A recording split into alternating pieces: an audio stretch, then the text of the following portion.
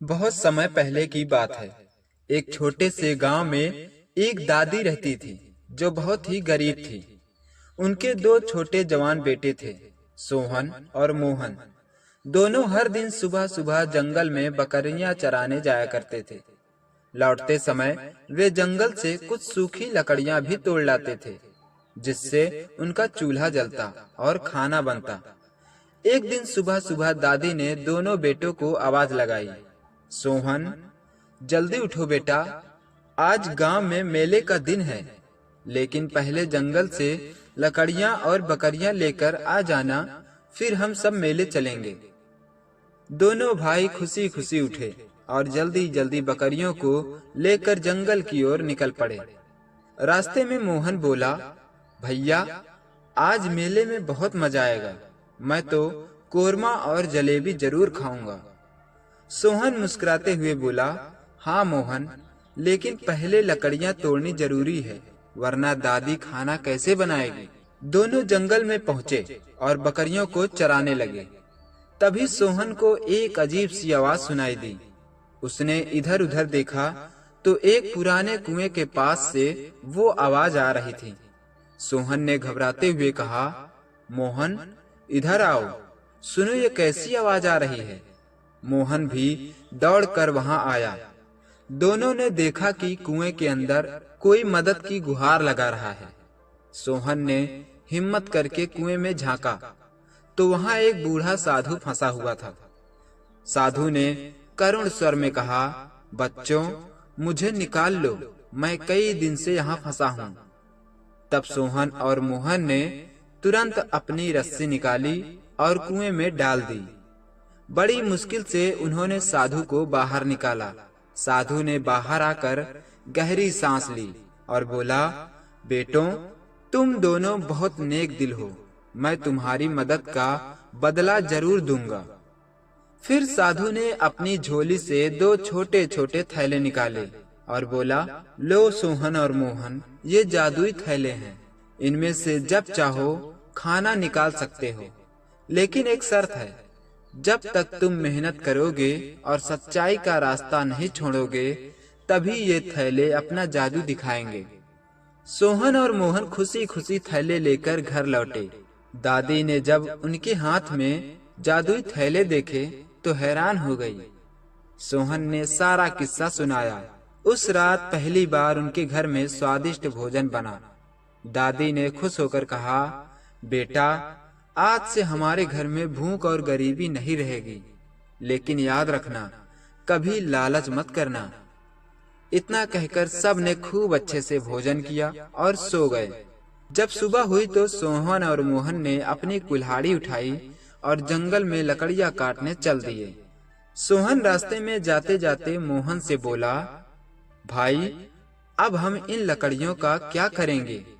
हमारे पास तो जादुई थैला है और हम जब चाहें अपना खाना मंगा सकते हैं, फिर बिना वजह के लकड़ियां काटने क्यों जाएं? मोहन बोला, भाई, कह तो तुम ठीक ही रहे हो, हम इन लकड़ियों का करेंगे क्या? क्यों न हम इन लकड़ियों को बाजार में बेचकर कुछ पैसे कमाएं, जिससे हमारे पास कुछ पैसे भी हो जाएं। ऐसा सोचकर दोनों ने जंगल से खूब ढेर सारी लकड़ियां काटी और बाजार के लिए निकल गए।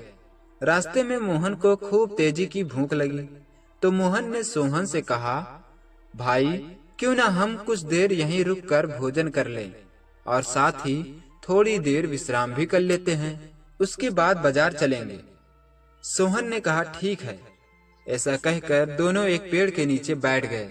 जंगल बहुत घना था, दूर दूर तक कोई नहीं। सोहन और मोहन ने अपने अपने थैले निकाले और हाथ डालकर भोजन का आग्रह किया। वहीं कुछ दूर पर दो चोर एक पेड़ के पीछे छुपकर ये सब देख रहे थे। सोहन और मोहन ने भोजन कर वहां विश्राम करने लगे। विश्राम करते करते सोहन और मोहन को नींद आ गई।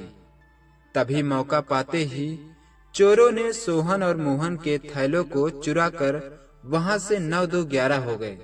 इधर जब दोनों की नींद खुली तो देखा कि थैला गायब है। चारों तरफ देखा, लेकिन कोई नहीं दिख रहा था। वह समझ गया कि यह काम चोरों का ही हो सकता है। सोहन और मोहन बहुत परेशान हो गए। मोहन की आंखों में आंसू आ गए और उसने कहा, भैया अब क्या होगा? दादी को क्या जवाब देंगे? हमारे अच्छे दिन तो गए। सोहन ने मोहन को ढांढस बंधाया और कहा, मोहन, हमें हार नहीं माननी चाहिए। साधु बाबा ने कहा था कि जब तक हम मेहनत करते रहेंगे सब ठीक रहेगा। चलो पहले बाजार चलते हैं और लकड़ियां बेचते हैं, फिर गांव लौटकर दादी को सच्चाई बताएंगे।